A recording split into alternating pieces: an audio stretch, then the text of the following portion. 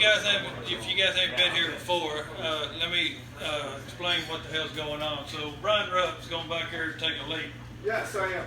And then Tony here and myself, we're all three comedians, and we use the Hookah Lounge here as our little place where we can gauge each other. We try out our new stuff. If you guys don't laugh, we even take the shit to the show. If you do laugh, then we might take it to the show. So if you don't like it, then just don't say nothing. Boo me, I don't give a fuck. But I've got a great uncle, and he's an old bastard, and he had a stroke. And it's funny how when people have strokes, and then kind of their whole attitude kind of changes. Like this guy used to be a Sunday school teacher, had a stroke, and this guy is the most foul-mouthed, rudest dude you ever seen in your life. But it's freaking hilarious. One time I went over to his house, and I went to the bathroom to take a leak, and I pulled up the lid, and the seat's in there, and the seat it's a nice, freshly wood-made seat. It's got a tray in the front of it. What the fuck is that? So I pulled it up, did my stuff, come in. So I said, hey, I noticed your toilet seat in there. He goes, oh yeah, I just made that son of a bitch yesterday. I said, well, what's the deal with the thing in the front of it? Oh, that's my ball tray. I said, what? A ball tray? He goes, yeah, man, when you get old like me, your balls start sagging. I got tired of them getting in the water, so I made me a tray. I just laid them motherfuckers up there when I take a shit. I said, all right, well, I got to get me one of them motherfuckers. It's funny, though, some of the stuff he says. So me and him went to the store, and we went to the Walmart, which is where every redneck goes to. And we're in the line to get checked out. And the cashier girl, she's probably 19, 20 years old. She's a good-looking old girl.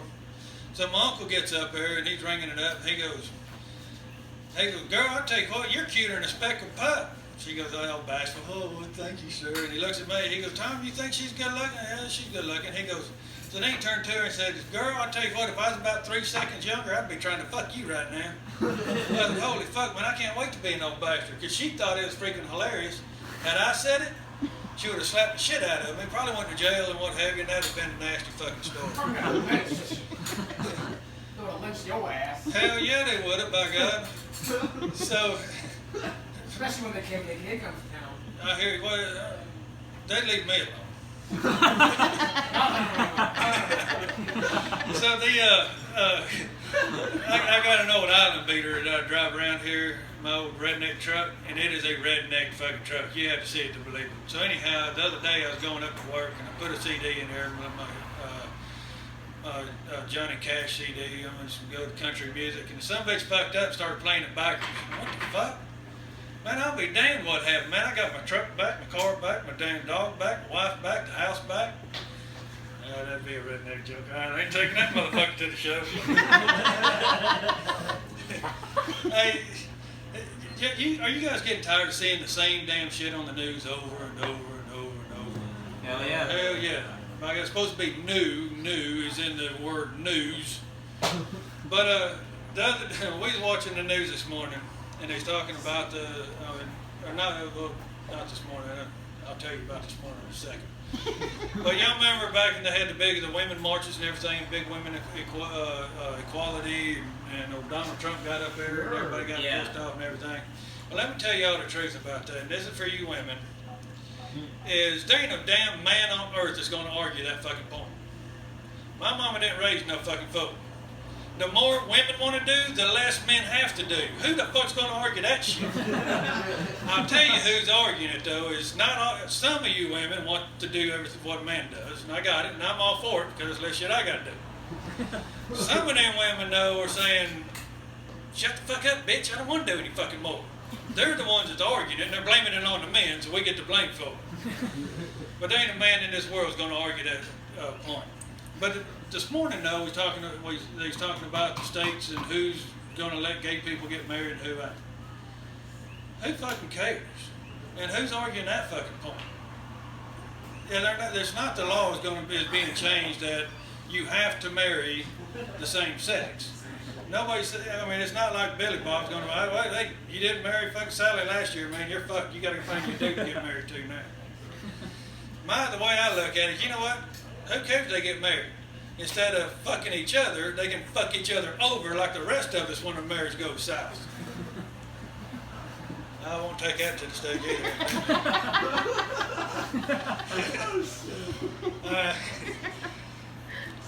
Y'all know what the perfect buddy is? Oh, shit. I know my wife hates this fucking joke. The perfect buddy is the buddy that goes into town, gets 2 blowjobs, comes back and gives you 1 of them.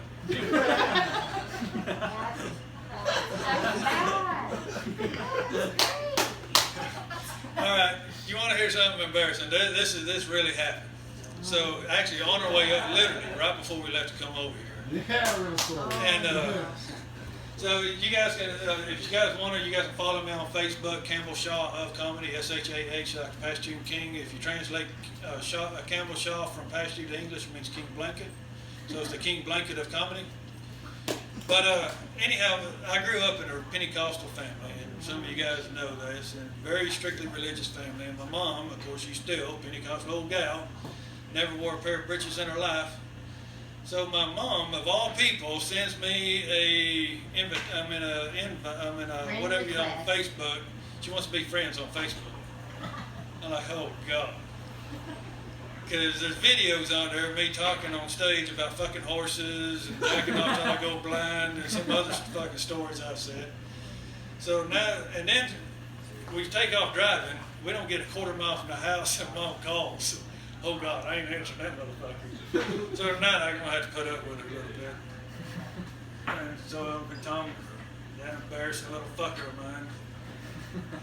Huh? Your mic's not working.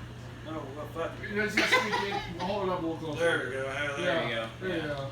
Actually, that's all I wrote down in here. I was gonna try out tonight. But I do have a very good set for tomorrow night. You guys come over to the tavern. Doors open at 7 o'clock. 8 o'clock is the show. Guarantee you won't be disappointed. I will tell you, I'm the new one out of the bunch. Brian and Tony over here, they've been doing this a while. They're great comedians. Graham Elwood, he's a good comedian too. Probably not as good as these guys, but he just has a good But hey, y'all come out. Somebody else come up here and tell some jokes or something. Woo! Thanks, Dave. I might come up later and say something.